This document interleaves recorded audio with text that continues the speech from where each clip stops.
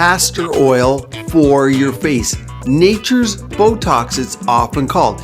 Today, I'll tell you if this oil should be in your skincare routine and exactly how to use it to triple, 3x its effectiveness, what it can do for your lips, and let's talk about your eyelashes at the end, as I know many of you are indeed using it as a lash booster. Exactly what and how to use it. And what about the prostaglandin effects that may cause fat pad loss around the eye? So what is it? Well, castor oil is actually a vegetable oil derived from the castor beans of the castor oil plant Ricinus communis.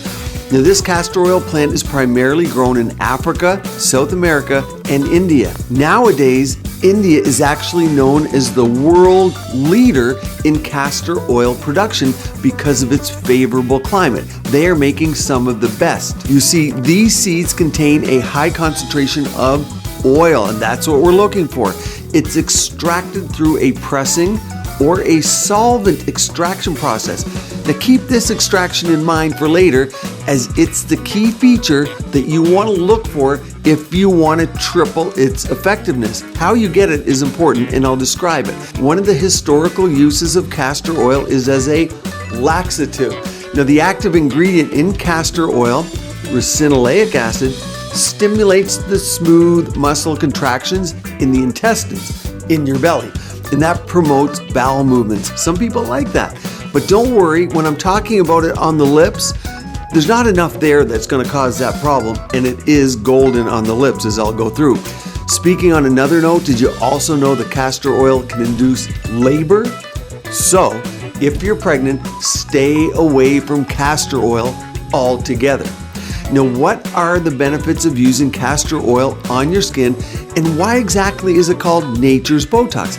Well, number one, of course, preventing wrinkles. So castor oil contains antioxidants that fight free radicals in your body.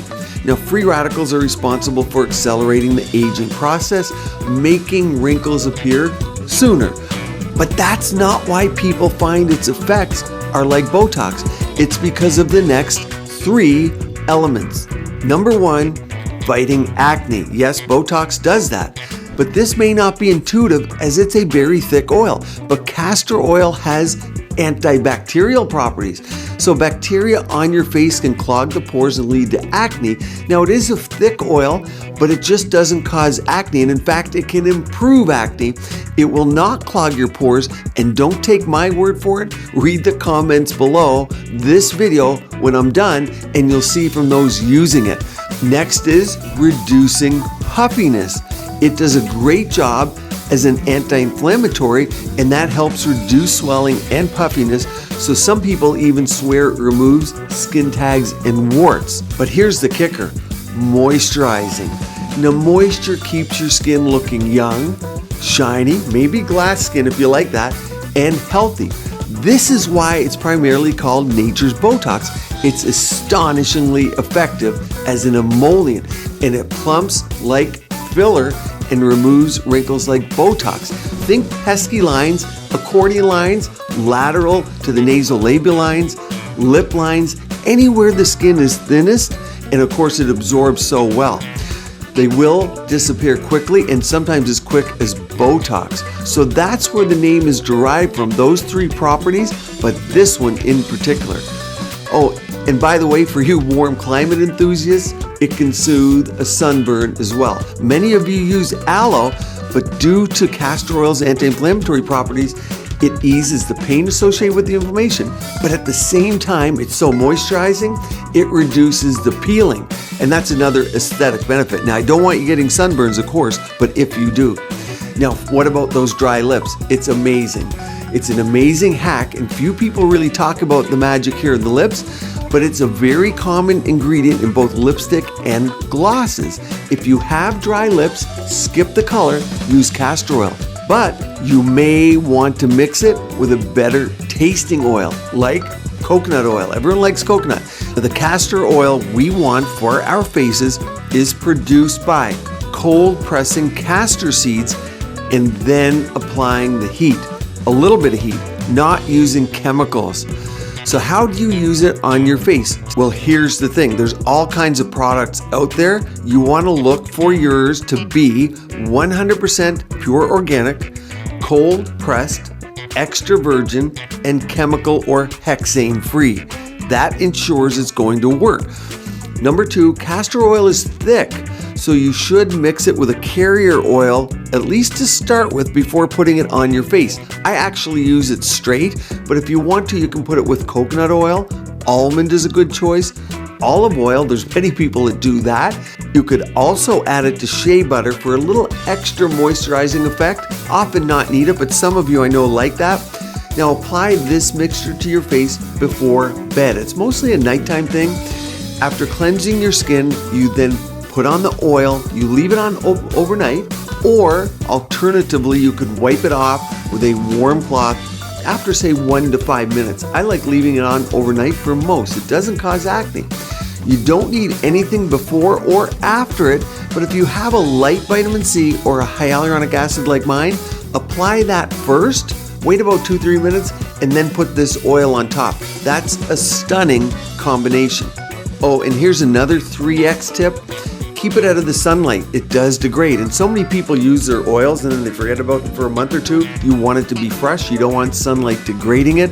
You can see a picture of mine over here, and that's what it looks like. So of course it's in a container that's, tinted, so it doesn't get the UV rays. When I say mine, it's the one I use. I don't make it. It's not my product. This is not a sponsored video. Now, I promised you lashes, and it's probably why many of you stuck around to the end, because lashes are in, and brows. So does it really make your eyelashes and brows grow? Well, it's generally safe, though there's no hard evidence that it can help the lash grow. There's tons of anecdotal evidence. I had to hit that quick because I know you're going to be like, it works for me, and I love it. And you'll see in the comments below, I know you're all going to talk about it and how you use it. But there is some evidence that the ricinoleic acid, that's the chemical compound that makes up about 90% of the oil, helps reverse hair loss. Castor oil that's been blended with other oils or ingredients often causes irritation, especially fragrances. So number 1, but for the eyes especially, do your patch test. Put it on an area, your arm or back behind the ear. Make sure you're not sensitive to it. Number 2, the best time to treat your eyelashes, once again, before you go to bed. Number 3, make sure your eyelashes are clean, completely free of any makeup. Again, you don't want irritation caused by multiple things on there, and the oil will increase absorption of anything on there, so clean them. Number 4, pick up a small amount of castor oil. You can dip it in a cotton swab and then into the oil and put it on your lash. And number 6, you want to wash off the castor oil in the morning with water, or makeup remover will work, whatever you have, but you do want to remove it. Now, let's talk dry eye a little bit, because a lot of people who are using it around the eyes will say, well, it made my dry eye better. I don't want you putting this directly into your eye. It's not meant for that. It's not sterile. Now, what about the prostaglandin effects around the eye? Because Latisse and many of your lash boosters actually have prostaglandin analogs, and they have been shown and known and proven in great photographic studies to reduce the fat around the eye. And it's where you don't want to lose fat, of course, because that's precious fat. It's hard to get back. We can reverse it now, but you don't want to be on a lash serum like that. Well, there is some prostaglandin effect of castor oil. You want to put it on and then don't overlap. You don't need to get it on the upper lid or the lower lid, or of course in the eye, just to be safe. And if you are seeing hollowing occur, maybe go to something like a lash booster with growth factors. And growth factors, like exosomes, are signals that help rejuvenate. Sometimes we use them in microneedling post-procedure. In this case, we use them for lashes. There's a lash and a brow. But growth factors don't cause the fat loss. There's no prostaglandin effects. They work really well and they work quickly, and people are happy with them. Stay tuned here. Keep your skin and body beautiful, healthy, and vibrant.